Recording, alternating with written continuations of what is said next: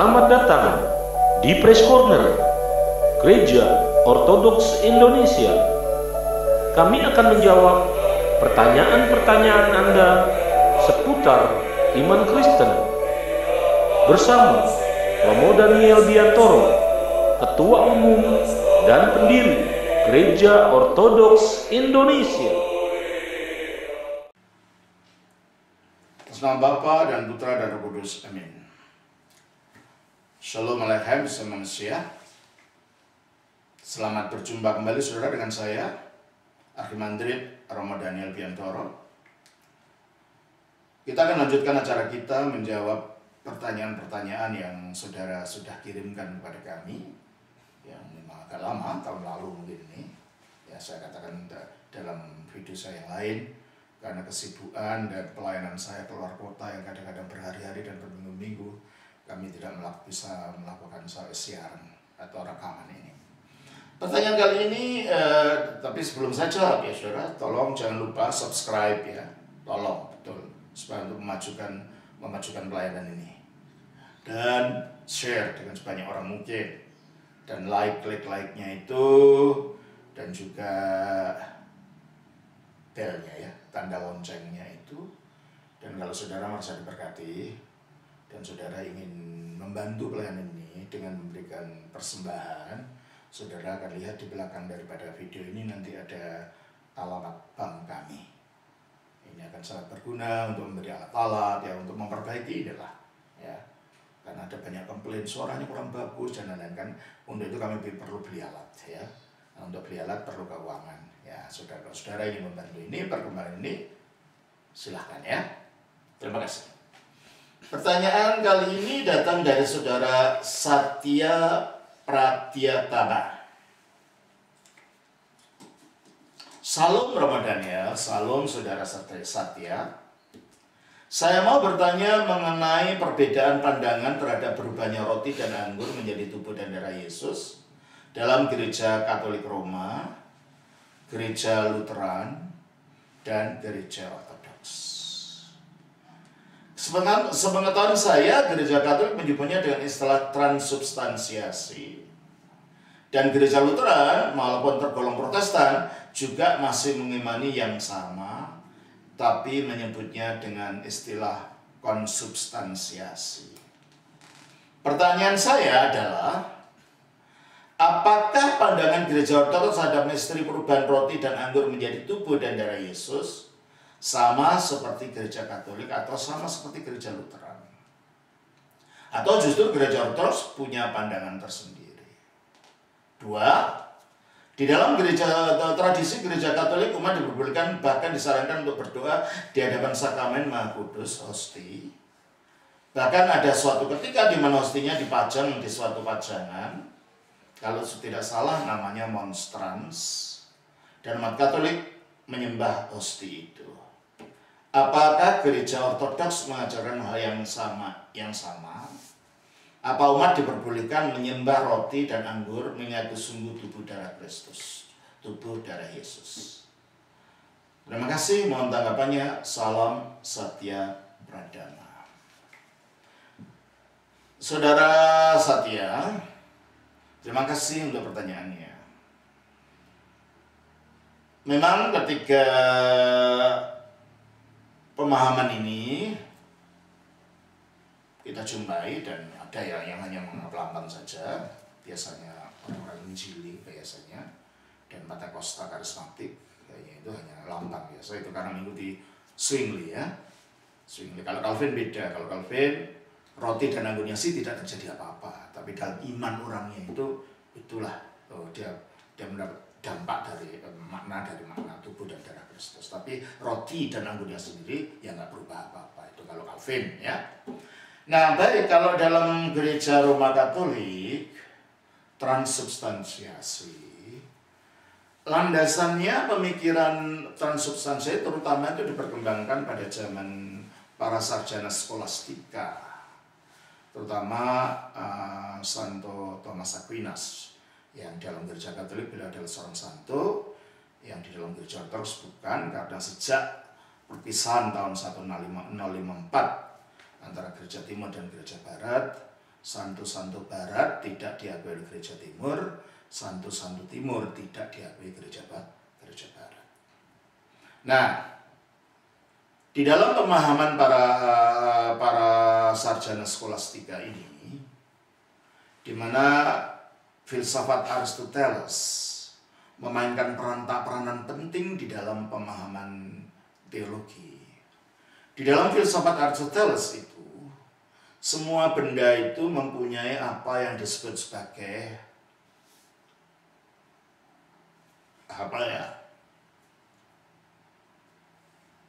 accident, atau bentuknya lah, saya bikin gampang aja, antara bentuk dan hakikat dari benda itu. Umpamanya, ya, benda ini namanya kursi. Ini juga kursi, ya. Meskipun bentuknya beda, tetapi ada inti kekursian itu. Jadi inti kekursian itu apa? Itu konsep filsafat. Ya, kita nggak tahu intinya apa sih membuat kursi itu suatu kursi, membuat meja itu suatu meja, membuat kucing itu suatu kucing, membuat roti suatu roti. Menurut Aristoteles, menurut dari kacamata Aristoteles, roti dalam Ekaristi biar bentuknya tipis, ya, beda dengan roti tawar, bentuknya besar, tapi sama-sama roti. Ada inti yang menyatukan, inti secara filsafati yang membuat ini disebut roti, ada inti kerotian. Nah, dalam pemahaman ini, bentuknya itu tidak berubah, ya tetap roti. Tapi substansi kerotian atau inti kerotian, itulah yang berubah menjadi tubuh Kristus. Anggur juga gitu. Anggurnya dibanding tetap anggur, tapi inti dari keangguran itu yang secara mukjizat berubah jadi tubuh Kristus, darah Kristus. Ketika imam mengatakan, inilah tubuhku, inilah darahku. Secara otomatis terjadi. Sehingga dengan demikian, maka dikatakan perubahan ini adalah trans. Di dalam kata perubahan itu berasal trans, ini substansinya yang berubah, bentuknya tidak. Rotinya tetap roti, dirasakan ya tetap roti. Nah, inilah makanya timbul kata transubstansiasi. Sedangkan Luther mengatakan begini, rotinya tidak berubah, sama.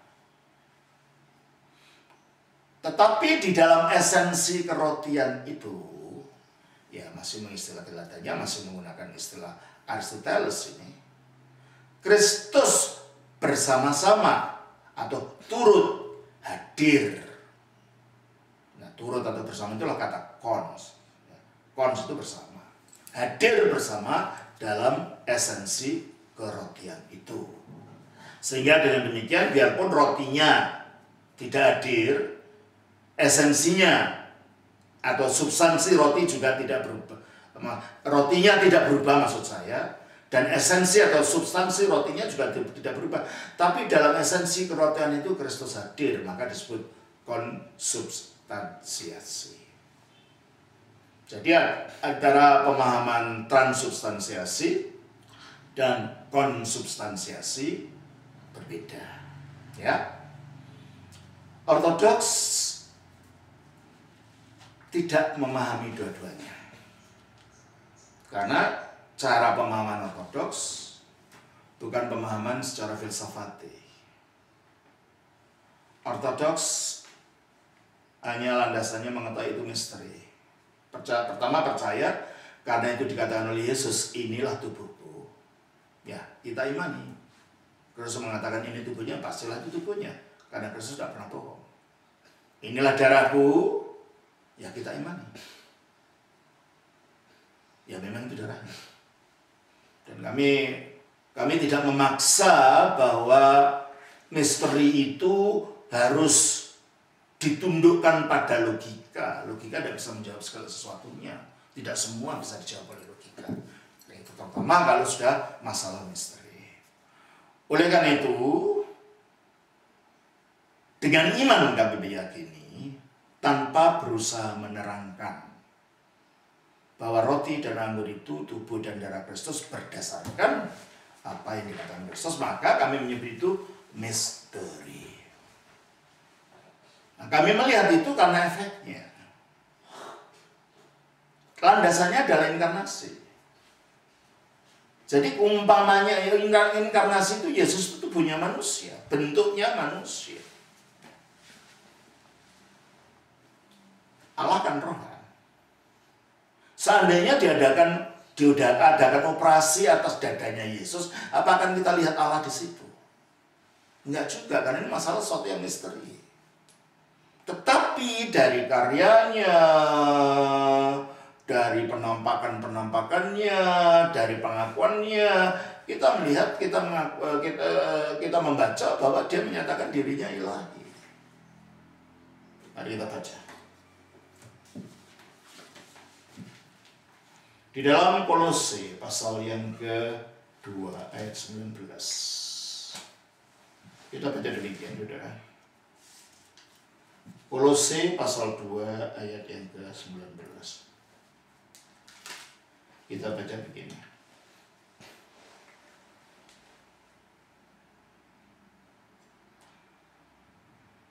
Ayat 9 ke 19. Sebab dalam dialah, dia artinya satu orang, berarti satu pribadi. Berarti Kristus hanya memiliki satu pribadi. Berdiam secara jasmania. Jasmania adalah kodrat manusiawi. Berarti dalam satu pribadi Kristus ini terdapat kodrat manusiawi, jasmania. Seluruh kepenuhan kealahan. Seluruh kepenuhan kealahan adalah kodrat ilahi. Jadi ini sesuai dengan rumusan dari Konsili Kalsedon. Kristus memiliki satu pribadi dalam dua kodrat, manusiawi dan ilahi. Pertanyaannya, kalau seluruh kepenuhan kealahan itu berdiam secara jasmania dalam wujud jasmaninya Kristus itu, dapatkah keilahian itu dilihat? Umpamanya dibedah dengan mikroskop, apa Allah itu duduk di dadanya Kristus atau duduk di jantungnya atau begitu? Pasti tidak.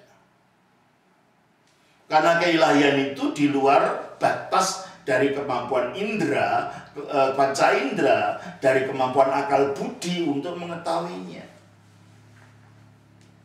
Jadi kalau hanya melihat wujudnya Kristus saja, kita hanya melihat seorang manusia, bukan melihat Allah. Tetapi kalau kita melihat efek yang keluar dari tubuhnya, umpamanya waktu dia dimuliakan dari atas gunung, tubuhnya bersinar, wajahnya menjadi seperti matahari. Mana ada manusia biasa seperti itu? Sesudah mati, dia mampu membangkitkan tubuhnya sendiri. Kita baca, ini pengakuan dia. Ini bukan ajaran Paulus ya, banyak dituduhkan ini Paulus yang cendak, ini pengakuan Kristus sendiri. Coba kita baca di dalam Yohanes pasal 10. Ayatnya yang ke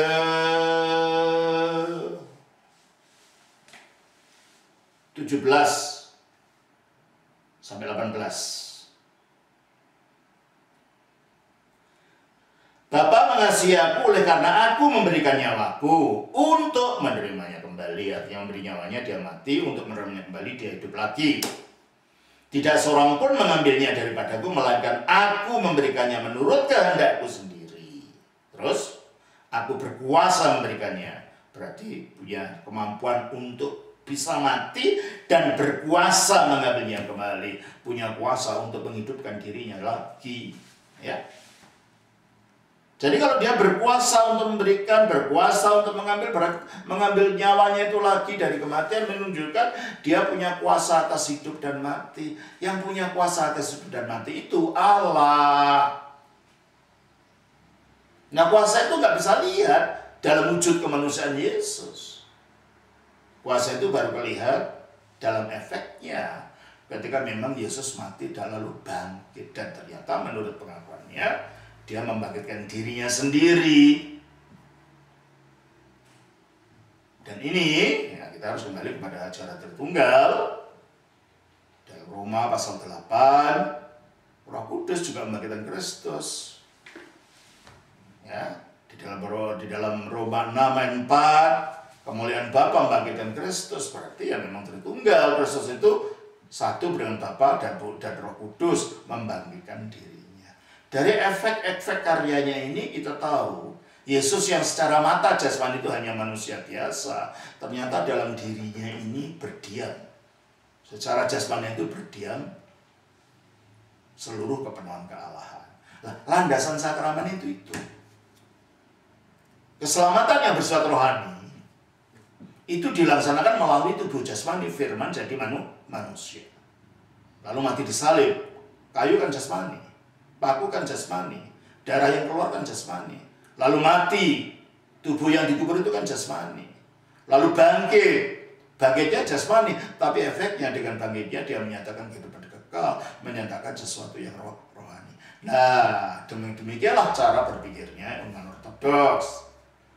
Jikalau keselamatan yang bersifat rohani itu disalurkannya melalui hal yang jasmani, demikianlah sekarang setelah kebangkitan Kristus, hal-hal jasmani di dalam kesatuannya dengan karya Kristus, misalnya roti dan anggur tadi, dapat menjadi saluran yang rohani, yang meskipun secara nampak mata tidak bisa dilihat, tetapi efek dan dampaknya menunjukkan roti ini bukan roti biasa, dan anggur itu bukan anggur biasa, sebagaimana yang dikatakan di dalam 1 Korintus pasal yang ke-11. Demikian. 1 Korintus pasal yang ke-11, ayatnya yang ke-25. Kita baca demikian. Ayat 26 lah. Sebab setiap kali kamu makan roti ini dan minum cawan ini, kamu memberitakan kematian Tuhan sampai Ia datang. Jadi kalau gitu,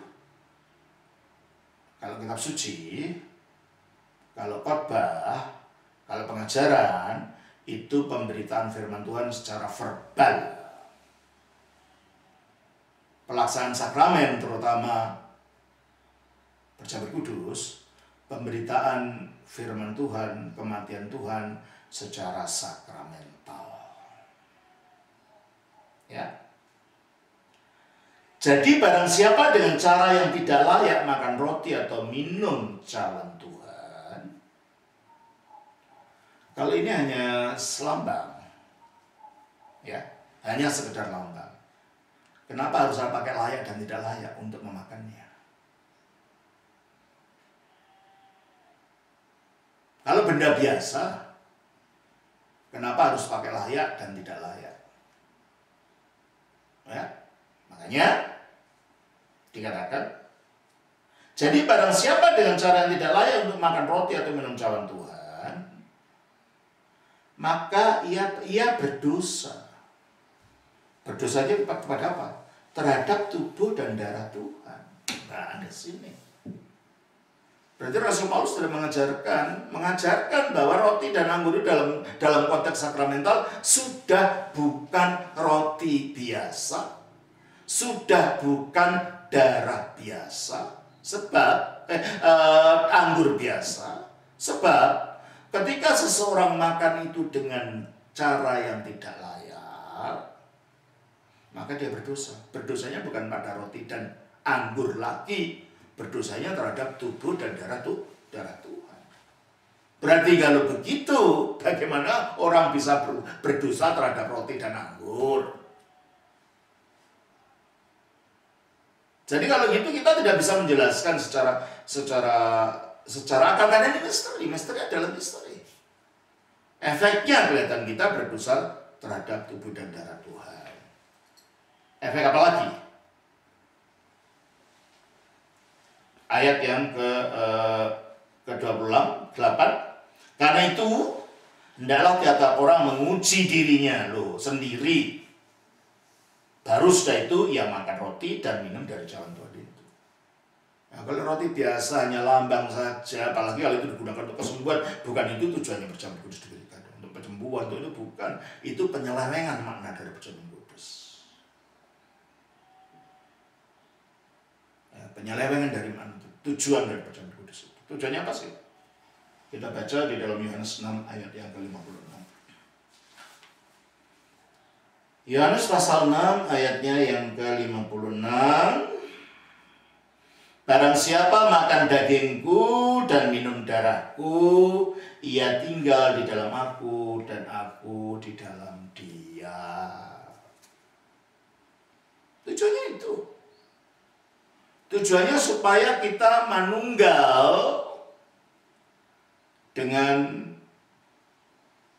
karya penebusan Kristus yang sekali dan untuk selamanya sudah dipersembahkan di atas salib itu. Kita tetap menyatu dengan tubuh dan darah Kristus. Kita menyatu dengan Kristus. Sebagaimana lagi dikatakan dalam 1 Korintus pasal yang 10 ayat 17. 10 ayat yang ke-17.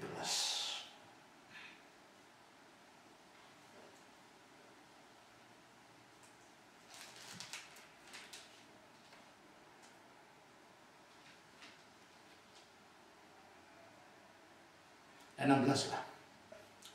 Bukankah cawan pengucapan syukur, maksudnya anggurnya itu, yang atasnya kita ucapan syukur adalah persekutuan dengan darah Kristus. Itu jadi perjamuan kudus itu dari kacamata ortodoks ya, bukan dengan segala hormat untuk yang tidak percaya seperti itu, bukan untuk menghakimi atau menyalahkan. Ini visinya ortodoks. Tujuannya perjamuan kudus roti dan anggur itu adalah untuk sarana bersekutu dengan darah Kristus dan tubuh Kristus. Bukan untuk disembah di luar konteks sakramental yang sendiri. Dan bukan pula untuk dijadikan magic. Roti perjamuan kudus selalu diberikan sendiri-sendiri untuk kesembuhan, untuk kesuksesan. Itu penyelewengan makna itu. Berdasarkan Alkitab, tujuan daripada perjamuan kudus adalah dikatakan di sini, bukankah cawan pengucapan syukur yang atasnya kita ucapkan syukur adalah persekutuan dengan darah Kristus? Bukankah roti yang kita pecah-pecahkan adalah persekutuan dengan tubuh Kristus? Itu tujuannya. Ya, kembali kepada 1 Korintus 11 tadi. Karena itu hendaklah tiap orang menguji dirinya dan baru sudah itu makan roti dan minum dari cawan itu. Kalau di ortodoks, pengujian diri apa? Kami puasa sebelumnya. Dan sebelum perjamuan kudus paling tidak 12 jam kita puasa. Dan lebih dianjurkan untuk kita melakukan puasa mingguan, yaitu setiap hari Rabu bagi memperingati pengkhianatan yang diterima oleh Yesus dari Yudas Iskariot, dan hari Jumat bagi peringatan ketika Yesus menderita secara fisik di atas salib. Jadi dengan demikian kita tetap menyatu pada diri Kristus. Puasa ini juga bukan puasa pada dirinya sendiri. Puasa dalam tujuan untuk mengarah penyatuan kita kepada Kristus. Baru kalau yang sudah suami istri, malam sebelum perjamuan kudus paginya tidak diperbolehkan untuk saling berhubungan. Makanya kalau sebaiknya kalau pengantin jangan hari Sabtu, sebaiknya hari Minggu sesudah liturgi. Sebab hari Sabtu, kalau mau perjamuan kudus, Nggak bisa, namanya pengantin baru, tahulah apa maksudnya. Ya. Nah itu cara dan kalau kita masih merasa ada satu dosa yang kita lakukan, kita selesaikan dosa itu dengan pengakuan dosa. Inilah cara dalam gereja ortodoks menguji diri, mawas diri, baru ambil perjamuan kudus. Mengapa harus ada ujian diri ini? Ayat 29. Karena barang siapa makan dan minum tanpa mengakui tubuh Tuhan. Jadi kalau roti itu hanya roti biasa, tidak diakui tubuh Tuhan, apa gunanya perjamuan kudus? Wah itu lambang saja. Apa mana sih ini lambang? Ada efek ini loh. Dikatakan, karena itu adalah tiap orang menguji dirinya sendiri dan baru sesudah itu ya maaf. Karena barang siapa makan dan minum tanpa mengakui tubuh Tuhan, ia mendatangkan hukuman atas dirinya. Gimana sih kalau roti biasa bisa mendatangkan hukuman? Jadi efeknya yang kita lihat, bukan bendanya. Berarti di dalam benda ini ada suatu kuasa. Ada sesuatu yang bukan sekedar roti biasa. Terus efeknya apa? Hukumannya apa? Ayat 30. Sebab itu banyak di antara kamu yang lemah dan sakit, dan tidak sedikit yang meninggal. Pada zamannya para rasul itu terjadi.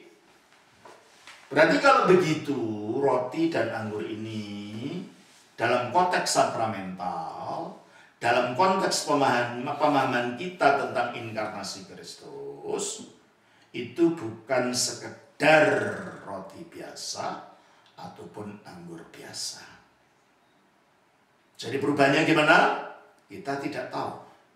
Sebagaimana kita tidak tahu bagaimana keilahian Kristus tinggalnya di dalam dirinya Kristus itu. Tapi kita tahu dari efeknya, dari manifestasi karyanya, dia bukan sekedar manusia biasa. Demikian juga roti ini. Oleh karena itu dalam gereja ortodoks, kami menyebutnya itu mysterion, misteri.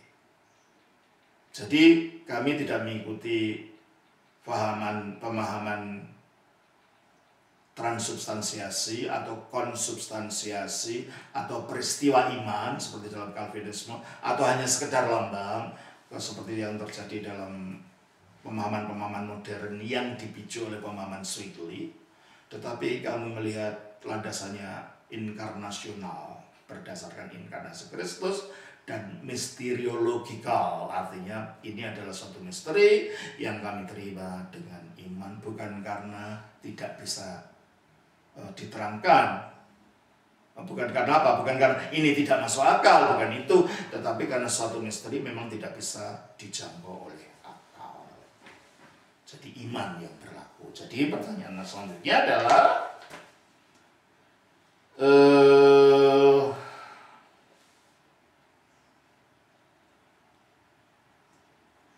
ayat 2, pertanyaan 2, di dalam tradisi gereja Katolik, umat diperbolehkan bahkan disarankan untuk berdoa di hadapan sakramen Maha Kudus atau hosti. Dalam gereja ortodoks kami tidak ada itu. Karena sekali lagi, perjamuan kudus itu konteksnya adalah untuk bersekutu, menyatu dengan tubuh dan darah Kristus, dan hanya dilakukan dalam konteks menerima, menyambut roti dan anggur itu di dalam Ekaristi, di dalam perjamuan kudus. Bahkan ada suatu ketika di mana hostinya dipajang suatu pajangan, kalau tidak salah namanya monstran, ya. Monstran ditaruh yang bulat itu seperti matahari itu, lalu hostinya di dalam, ada ditaruh di dalam, lalu diputar-putar umat menyembah. Kami tidak punya tradisi seperti itu dalam gereja ortodoks. Sekali lagi, perjamuan kudus adalah dalam konteks sakramental untuk menyatu dan tubuh dan darah Kristus. Dan umat Katolik menyembah hosti itu. Ya, kalau dalam gereja ortodoks itu nanti bisa mengarah pada tuduhan namanya artolatria. Artolatria itu penyembahan berhala roti. Dan kami tidak mempraktikkan itu. Ya, terus apakah gereja ortodoks mengajarkan hal yang sama? Enggak, sudah saya jelaskan, kami tidak mengajarkan yang sama. Apa umat diperbolehkan menyembah roti dan anggur? Enggak, kami tidak menyembah apa-apa. Menghormati ya. Makanya kalau kami masuk ke gereja, kami selalu bawa tanda salib, dan beberapa umat sujud di gereja. Kenapa? karena di dalam namanya Artoforion, tabernakel yang terletak di meja altar, itu ada roti tubuh Kristus yang ditaruh di situ, yang berasal dari konsekrasi pada waktu Kamis Kudus, pada waktu Pekan Sengsara. Ada perayaan ulang tahun penetapan Perjamuan Kudus, rotinya ditaruh di situ yang dikeringkan. Dan di situ ada melambangkan kehadiran Kristus di tengah-tengah gerejanya. Jadi upacara khusus menyembah roti atau anggur tidak ada dalam gereja Ortodoks. Saya kira itu Saudara Satya Patriatama. Semoga ini akan memberikan pemahaman. Terima kasih. Tuhan berkati. Jangan lupa kalau saudara merasa terberkati dengan pelayanan kami untuk ikut menyumbang pendanaan bagi memperbaiki mutu daripada pelayanan kami. Tuhan berkati atas nama Bapa, Putra, dan Roh Kudus. Amin.